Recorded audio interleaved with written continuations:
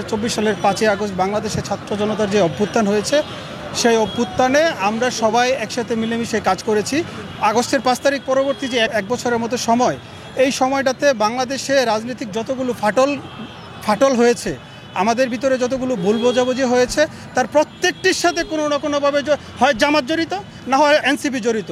আমরা বাংলাদেশের সর্ববৃহৎ রাজনৈতিক দল বাংলাদেশ জাতীয়তাবাদী দল বিএনপি এবং বাংলাদেশের সর্ববৃহৎ ছাত্র সংগঠন বাংলাদেশ জাতীয়তাবাদী ছাত্র দলের নেতাকর্মীরা আমরা সবসময় ধৈর্যের পরীক্ষা দিয়েছি।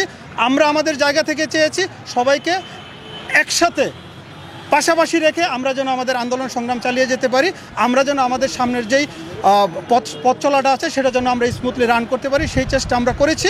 কিন্তু আমরা বারবার এই জামাত শিবির এবং এনসিপির কাছ থেকে বারবার বাধাপ্রাপ্ত হচ্ছি এবং আমার কাছে মনে হয় তাদের পলিটিক্যাল ম্যাচুরিটি নিয়ে অনেক প্রবলেম আছে। তারা যদি পলিটিক্যালি তারা যদি কনসাস হতো, তাহলে কিন্তু দেশ এবং জাতির এরকম একটা টার্নিং পয়েন্টে, এরকম একটা ওয়াটারমার্ক পয়েন্টে তারা কিন্তু এই ধরনের বিশৃঙ্খলা সৃষ্টি করতো না। স্বৈরাচার বলতে কাকে বোঝাইতে চাচ্ছেন? আওয়ামী লীগকে? আওয়ামী লীগে বাংলাদেশের উত্থানের কোনো প্রশ্নই ওঠে না। বাংলাদেশে আওয়ামী লীগের উত্থানের কোনো প্রশ্নই ওঠে না। এই অপশনটা বাদে অন্য কোনো বিষয় থাকলে সেটা নিয়ে আলোচনা হতে পারে।